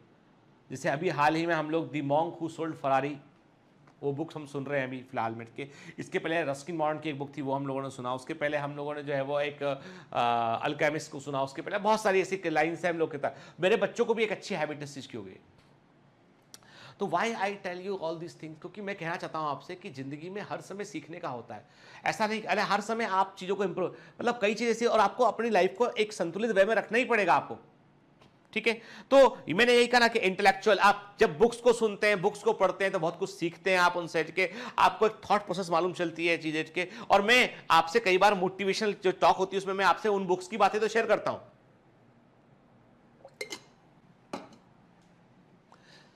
कई बार मैं आपसे अपने पर्सनल एक्सपीरियंस शेयर करता हूं, कई बार मैं आपसे अपनी बुक्स की बातें शेयर करता हूं, पढ़ता हूं, वो बताता हूं, ठीक है। और मैं अब तो मैं इसलिए भी पढ़ने लगा हूं, इसलिए भी और मैं ध्यान देने लगा हूं, क्योंकि मुझे आपसे भी बात करनी होती है, ठीक है। समझ रहे हैं मेरी बात को? तो मतलब वही है कि हम तो wellness is a big concept के wellness promotes an active awareness and participation in health as an individual and in the community. Okay, maintaining wellness and optimal health is a life long daily commitment. मैंने कहा ना बेटा, healthy रहना, आप में से बहुत सारे बच्चे के मैं इतने प्यारे हैं आप सब लोग, इतने अच्छे हैं आप लोग कि आप में से कई बच्चों ने मुझे कहा कि सर हम लोग सुबह उठने लगे हैं। ठीक है, जब से आपने अपने पर्सनल ब्लॉग पे जाकर आपने जो है वो हमको मॉर्निंग मोटिवेशन डालना शुरू किया है, हम लोग मॉर्निंग में उठने लगे हैं। I feel too good about you बेटा के, मतलब आप इतने अच्छे हैं कि आपको यदि मैं कोई दिशा दिखाता हूं ना और आप उस दिशा में चल पड़ते हैं साथ में। You are such an amazing person. मैंने जिंदगी में जो है इतने अच्छे बच्चों से कभी नहीं, मैंने सोचा भी नहीं था कि इतने अच्छे लोग मेरे साथ कभी होंगे, जो साथ चलने तैयार रहेंगे, जो देश को बदलने के लिए, देश को बेहतर करने के लिए जो साथ चलने तैयार रहेंगे। हम लोग कोई पॉलिटिकल लोग नहीं है बेटा, हम लोग जो है सामान्य लोग हैं, लेकिन ये देश बनता आम लोगों से ही है, ये देश बना आम लोगों से ही है। आम लोग अवेयर होंगे, आम लोग अपना ध्यान रखेंगे, लोगों से कोऑपरेट करेंगे, अच्छी भावना का प्रचार प्रसार करेंगे, तो ये जो बुरी भावना वाले लोग हैं ना, वो हम पे रूल नहीं कर पाएंगे। ठीक है, हमको बहला फुसला नहीं पाएंगे। मैं धन्य हूँ आप सबको, मतलब मैं आई फील वेरी, मैं जो है भगवान को शुक्रिया कहता हूँ, थैंक्स बोलता हूँ कि आप जैसे अच्छे बच्चे मेरे साथ में जुड़े हुए हैं, जो लगातार सीखना चाहते हैं, जो प्रेरणा से कोई बात कहता हूँ, मोटिवेट करता हूँ, कुछ बताता हूँ तो उसको लेकर वो आत्मसात करते हैं, सीखते हैं। And this is really first step towards greatness बेटा, वो आपके लिए बोल रहा हूं मैं। ठीक है ना, तो चलिए अब एनसीईआरटी, अब एनसीईआरटी क्या बोलता है, अब आते हैं हम एनसीईआरटी पे, बहुत देर बाद एनसीईआरटी आई, अब एनसीईआरटी ही एनसीईआरटी चलेगी। ठीक, when the functioning of one and more organ or system of the body is adversely affected, characterized by various signs and symptoms, we say that we are not healthy, we have a disease। यानी हम कब कहते हैं कि हमें बीमारी हो गई है, कब हम ये कह पाएंगे कि हमें बीमारी हो गई? हम कहते हैं कि जब हमारी बॉडी में एक या एक से अधिक ऑर्गन जो है वो ठीक से काम ना कर रहे हो, उनमें उनका वर्किंग प्रॉपर ना हो। जैसे लीवर है, लीवर से जो वाइल बनाया वो वाइल प्रॉपरली जो है वो रिलीज नहीं हो पा रहा है, वो बॉडी में इकट्ठा होने लगा है। तो जाहिर सी बात है, जब जॉइंटिस की बात कर रहे हैं हम के बॉडी में कोई इन्फेक्शन टॉक्सिन बढ़ने लगा है, कि कोई ऑर्गन ठीक से काम नहीं कर रहा है, तो ये सब बीमारी के लक्षण के। फिर characterised by various signs and symptom. अब कैसे, मैंने कहा ना कि डॉक्टर क्या करता है, एक अच्छा डॉक्टर जो होता है, एक अच्छा डॉक्टर जो होता है ना, वो कभी भी वो पेशेंट को जब भी देखेगा ना, तो वो सर से पैर तक चेक करता है। ठीक है, वो आपका हेयर भी देख लेगा, स्काल्प भी देख लेगा, आपका चेहरे के हाव भाव देख लेगा, वो आपसे बात करेगा, आपकी तरफ गौर से, आपको लगेगा डॉक्टर साहब क्या गौर से देख रहे हैं, तो वो देख रहा है कि आपके चेहरे के दोनों तरफ सिमिट्री बराबर तो है। ठीक है, ठीक है, आपकी ईयर्स देख रहा है, आपके जो है वो हाथ के मूवमेंट्स देख रहा है, वो कहीं ट्रेमरिंग तो नहीं हो रहा है। ठीक है, तो उसके बाद आपके बोलता है नाखून दिखाओ, नाखून दिखाए, देखे ऐसे दिखाओ आंखें, ये देख लिया आंखें। ठीक है, ऊपर देखो, साइड में देखो, देखा। ठीक है, फिर ये दबा के देखा उसने। ठीक है, ग्लैंड देखी उसने, यहां देखा उसने, यहां देखा उसने। ठीक है, हाथ सीधे करो, हाथ सीधे कर दिए, फिंगर्स को ऐसे मिलाओ, मिला लिया, सब चेक कर रहा है। वो क्लबिंग चेक कर रहा है, आपके नाखूनों को चेक किया उसने कि नाखून कैसे, आपके कोई इन्फेक्शन तो नहीं है, कि कलर क्या है, आपका स्किन का कलर क्या है, आपका के ग्लैंड्स क्या है, कहां पे इन्फेक्शन होता है, वो सब चेक कर रहा है। तो हर बीमारी के अपने कुछ लक्षण से, मैंने कहा ना कि हम बोलते हैं कि ठंड लग के बुखार आ गया, हम बोलते हैं मलेरिया। ठंड, सर्दी लगी बुखार आ गया, लेकिन ठंड लग के बुखार आ सकता है निमोनिया के अंदर भी, ठंड लग के बुखार आता है यूटीआई इन्फेक्शन में भी। कि यदि ठंड लग के बुखार आया और आपने पूछा भाई ठंड लग के बुखार आया, अच्छा खांसी चल रही है क्या, सांस लेने में दिक्कत हो रही है, खांसी नहीं साहब, खांसी नहीं चल रही है, सांस लेने में दिक्कत नहीं हो रही है, पेशाब में जलन हो रही है, हाँ साहब जा नहीं पा रहा, यूरिन पास नहीं कर पा रहा, बहुत जलन हो रही है, यूटीआई है। अब आप उसको मलेरिया समझ कर ट्रीट कर लोगे, प्रॉब्लम हो जाएगी, वो ठीक ही नहीं होगा वो आदमी। तो कहने का मतलब ये कि साइन सिम्टम डॉक्टर पूछता है कि चीज ध्यान से बताओ भाई क्या हुआ, कैसे हुआ, ठीक है, क्या क्या होता है, और क्या होता है, और क्या होता है, और क्या, तो पेशेंट बताता पूरी कहानी अपनी कि ऐसा ऐसा हुआ। ठीक है, तो हर बीमारी के साइन सिम्टम होते हैं, वो भी हम देखेंगे आगे के। और जब हम पकड़ पाते हैं इसको, तब हम कहते हैं कि हाँ भाई ठीक से काम नहीं करा, ये इन्फेक्शन है, ये ऑर्गन में प्रॉब्लम है, तब हम कहते हैं कि व्यक्ति को बीमारी है। ठीक है, क्लियर। ठीक, disease can be broadly grouped into infectious and non infectious. के जो बीमारियां होती हैं वो संक्रामक और असंक्रामक दोनों प्रकार की हो सकती है, इनके इन्फेक्शियस और नॉन इन्फेक्शियस दोनों प्रकार की हो सकती है। क्या ऐसी बीमारियां जो एक व्यक्ति से दूसरे व्यक्ति में फैल सकती है, उनको क्या बोलते हैं, उनको हम इन्फेक्शियस डिजीज कहते हैं। ठीक है, और infectious disease are very common and everyone of us suffer from these at some time or other. क्या कभी ना कभी हमें जुकाम हुआ होता है, हमको कभी ना कभी जो है वो कोई ना कोई प्रकार की जो है वो इस तरह की बीमारी हुई होती है जिसमें कि जो है वो इन्फेक्शन दूसरे व्यक्ति से हमको लगा होता है। कुछ बीमारियां ऐसी होती है एड्स हुआ एक्वायर्ड इम्यूनोडेफिशिएंसी सिंड्रोम की फैटल खतरनाक होती है, एक बार होने के बाद इनको आप ठीक नहीं कर सकते हैं और व्यक्ति की जान लेकर ही मानती हैं। ये बीमारियां वो होती हैं दे क्लेम द लाइफ, वो लाइफ लेके ही मानती हैं। ठीक है, कई बीमारियां होती है कि जो असंक्रामक बीमारी जैसे कैंसर है, कैंसर एक व्यक्ति से दूसरे व्यक्ति को लगता नहीं है। क्या ठीक है, कैंसर की बात करें हम, ठीक, हार्ट डिजीज की बात करें हम, तो ये ऐसी बीमारियां हैं जो कि जो है वो नॉन इन्फेक्शियस डिजीज के। आज कैंसर सबसे बड़ा कारण है डेथ करके, अभी कैंसर जो है it is one of the major cause of death among the non infectious disease के। हालांकि कोरोना वायरस ने सारे समीकरण बदल दिए उसने, तो अभी लेकिन हम यदि एक सिंगल डिजीज की बात करें तो जो है वो कैंसर ऐसा है जिसका क्योर भी हमारे पास अभी तक नहीं है, हम खोज रहे हैं इसको लगातार। अभी इम्यूनोमोड्यूलेशन थेरेपी पे काम चल रहा है। मुझे लगता है, जहां तक मेरा एक्सपीरियंस कहता है, कि अगले 5 साल में कैंसर का इलाज जो है वो साइंटिस्ट ढूंढ लेंगे, क्योंकि जिस लेवल पे खोज पहुंच चुकी है वहां पर कई चीजें ऐसी है जो हमारे, और इसका इलाज हमारे इम्यून सिस्टम के पास में ही है। हमारा इम्यून सिस्टम बेहतर प्रकार से उन सेल्स को पहचान सकता है जो कैंसरस सेल्स हैं और उनको वहीं के वहीं डाइजेस्ट कर सकता है उठ के। तो हमको जो इलाज मिलेगा वो हम अपने ही इम्यून सिस्टम की हेल्प से मिलेगा।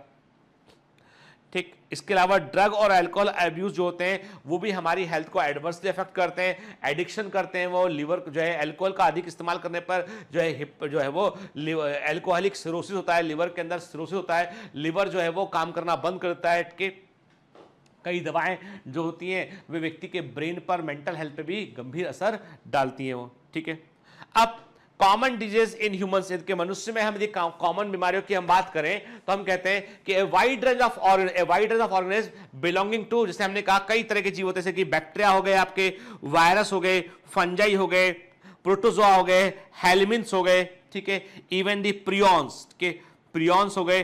These all are the factors जो कि एक व्यक्ति में जो है वो बीमारियां कर सकते हैं। ठीक है, और ऐसे कैरेक्टर को हम क्या बोलते हैं, इनको हम पैथोजन बोलते हैं। इन्हें क्या बोलते हैं, पैथोजन के। और आप देखेंगे जैसे कि छोटे वर्म्स है, छोटे जो बच्चे होते हैं उनमें कई बार कृमि का इन्फेक्शन होता है, उनमें जो वर्म्स का इन्फेक्शन होता है, हम कहते हैं एंटेरोवियस वर्मिकुलरिस का इन्फेक्शन होता है, पिन वर्म बोलते हैं इसको हम। ठीक है, पिन वर्म इन्फेक्शन होता है, छोटे छोटे वर्म्स आते हैं। ठीक है, तो उसके लिए हम क्या करते हैं, हम लोग एंटी हेलमिंथिक दवाओं का इस्तेमाल करते हैं, वर्म को मारने वाली दवाओं का इस्तेमाल करते हैं उनके। तो there are lots of disease, कई सारे, हेलमिंथ हुआ है, प्रोटोजोआ हो गया। जैसे हम कहते हैं कि मलेरिया प्लाज्मोडियम होता है, प्लाज्मोडियम बैक्टीरिया नहीं है, Plasmodium is not a bacteria, it's a protozoa.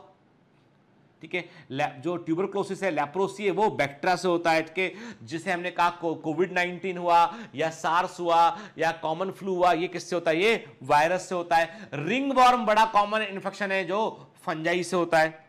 ठीक है, most parasite are therefore pathogens as they cause harm to the host by living in or on them. ठीक है, देखिए सिंपल सी बात है कि देखो कई सारे ऐसे परजीवी रोग कारक होते हैं जो हमारे शरीर के ऊपर या शरीर के अंदर रहे होते हैं। जब हमारे शरीर के अंदर रहे होते हैं उनको बोलते हैं हम एंडो पैरासाइट। क्या बोलते हैं इनको बोलते हैं हम एंडो पैरासाइट कहते हैं, जो शरीर के अंदर रह रहे होते हैं। और जो शरीर के ऊपर रह रहे होते हैं उन्हें हम बोलते हैं एक्टो पैरासाइट बोलते हैं इनको हम। ठीक है, जैसे लाइसेस हुए, जुए हुए, लाइसेस हुए।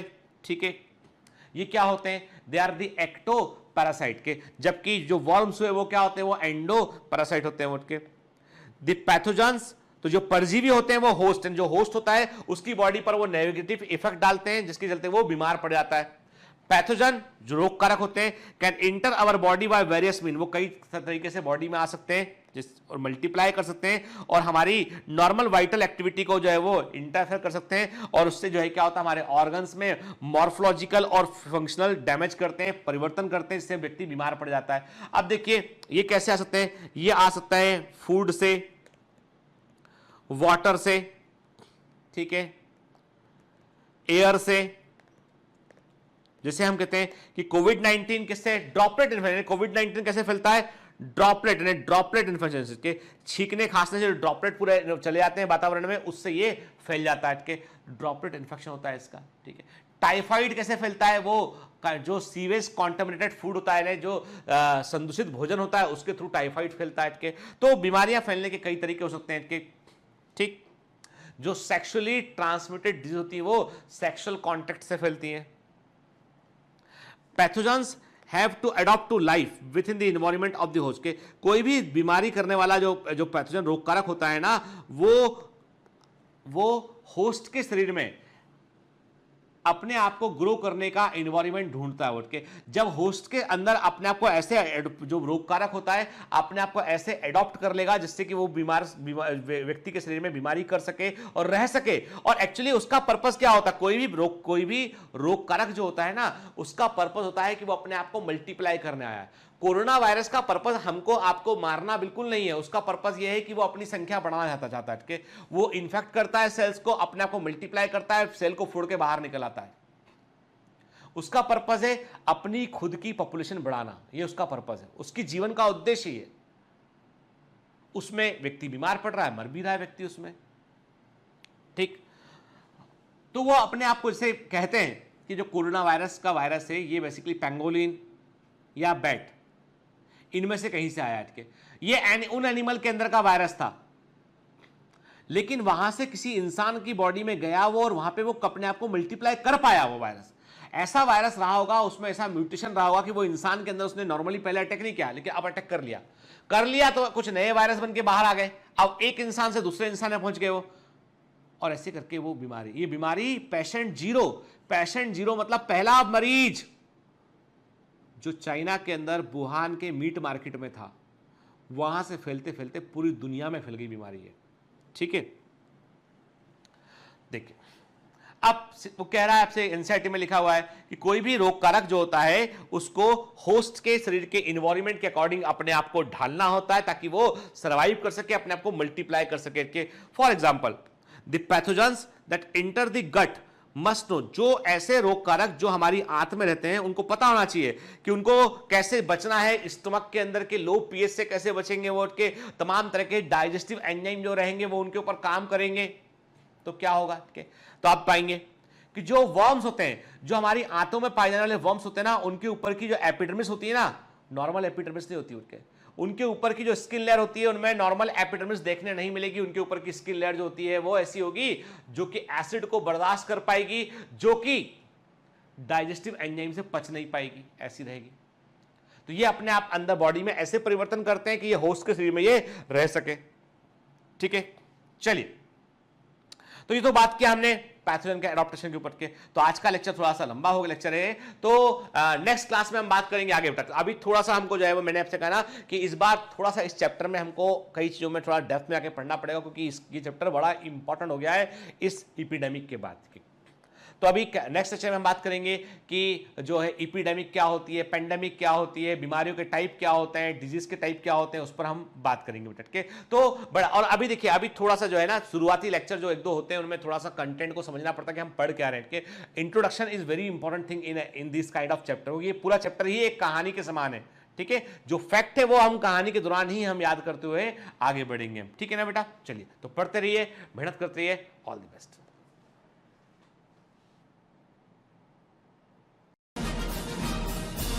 Hi.